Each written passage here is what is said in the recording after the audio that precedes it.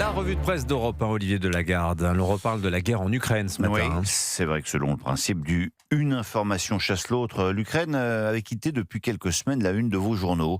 Vous connaissez l'adage, loin des yeux, loin du cœur, loin des gros titres. Seulement, les Échos ont fait les comptes et se sont aperçus que le chiffre était rond ce matin. Il claque à la une du journal. 1500 jours de guerre en Ukraine. Ça mérite bien que l'on en reparle un peu, d'autant que depuis que les médias ont détourné le regard, les choses ont quand même évolué. Non seulement les Russes ne gagnent plus de terrain, mais en plus, ils en perdent. Le combat engagé est sans doute le plus dur jamais vu sur un front figé depuis la Première Guerre mondiale, écrit Anne Bauer. Depuis janvier, l'Ukraine a regagné sur les Russes quelques 750 km², insuffisant pour changer fondamentalement la situation, mais assez pour redonner le moral aux troupes ukrainiennes. Cela permet aussi de mettre à mal le narratif américain selon lequel l'Ukraine est au bord du gouffre et doit donc négocier en laissant tomber le Donbass, constate un diplomate. L'autre fait saillant et nouveau, c'est désormais la supériorité ukrainienne en matière de drones, à tel point que c'est devenu une filière d'excellence ukrainienne et même d'exportation, souligne le quotidien économique, de Londres à Doha en passant par Riyad. Kiev a multiplié ces dernières semaines les accords de défense. Sa capacité de production dépasserait désormais 55 milliards de dollars. Et cette supériorité, les Russes ont pu s'en apercevoir ces derniers jours. Mardi dernier, raconte Alain Barluet, le correspondant du Figaro à Moscou, pour la 4e fois en une semaine, une frappe de drone ukrainien a endommagé les installations du port d'Oust-Louga sur la Baltique. Situé à 170 km à l'ouest de Saint-Pétersbourg, ce terminal est crucial pour les exportations de produits pétroliers russes. La stratégie ukrainienne est donc limpide, faire en sorte que la Russie retire le moins de bénéfices possible de la guerre qui se poursuit au Moyen-Orient. Résultat, au cours des 10 derniers jours, les exportations totales de pétrole russe ont chuté de 43%. Cette infrastructure a provoqué un regain de tension avec les pays baltes accusés par Moscou de faciliter les raids ukrainiens. Et alors, malgré ce contexte, vous nous dites qu'il faut rester positif, Olivier. Je vous dis oui, espérer contre toute espérance. C'est le message de Pâques, rappelle Loubémont de Senneville à la une de La Croix. Aujourd'hui, nous sommes vendredi saint, qui marque le début des 3 jours les plus sacrés pour les catholiques du monde entier.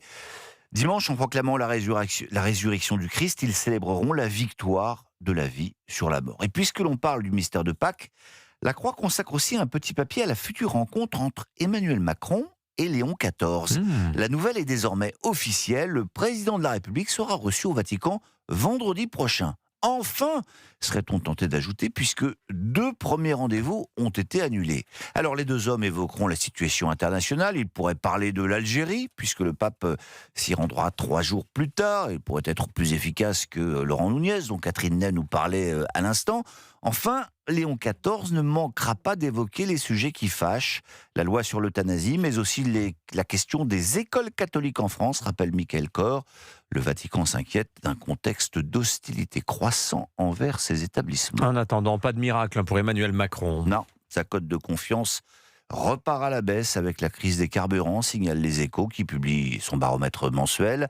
L'effet drapeau du mois dernier lié au déclenchement de la guerre en Iran a été éphémère, selon Bernard Sadanès de l'Institut Elab. On ne lui reproche pas la hausse des carburants, mais le fait que le pays soit trop endetté pour venir en aide à ceux qui sont impactés. Voilà. Mais on va terminer avec un dernier mystère, qui n'est pas Pascal, celui-là. L'affaire a été quelque peu éventée sur les réseaux sociaux et elle paraissait tellement invraisemblable que l'on pensait qu'il s'agissait d'un poisson d'avril. Mais nous sommes le 3 et le Parisien aujourd'hui consacre un long papier à ce sujet, ce qui tendrait à laisser penser que ce n'est pas une blague. De quoi s'agit-il ? Écoutez ça. Please don't stop the music. Est-ce que vous connaissez ça, Eugénie ? C'est Rihanna. Ah pardon, Eugénie. Elle m'a... Question maintenant. Où la mégastar américaine, avec son rappeur de mari, a-t-elle passé son dernier week-end pour chercher une maison ? Malibu, la Barbade ou Marbella ? Il n'y en a aucun des 3. Voilà, c'est en ça. Savoie, non ? Dans les Vosges. Dans les Voilà, Vosges. bravo. Un selfie pris devant la gare d'Épinal est là pour en témoigner. Il est publié par Le Parisien. Le couple et leurs enfants venaient rendre visite à un ami dans les Vosges et envisageraient donc l'acquisition d'une villa dans la banlieue de Saint-Dié ou peut-être à Raon-l'Étape.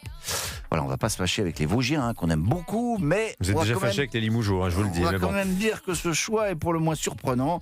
Mais après tout, Céline Dion a bien choisi Paris pour réapparaître. Rihanna peut bien choisir les Vosges pour disparaître. Comment on dit Épinal en américain? Il paraît non.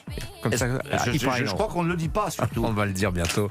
Merci beaucoup, Olivier Delagarde. Votre revue de presse sur Europe.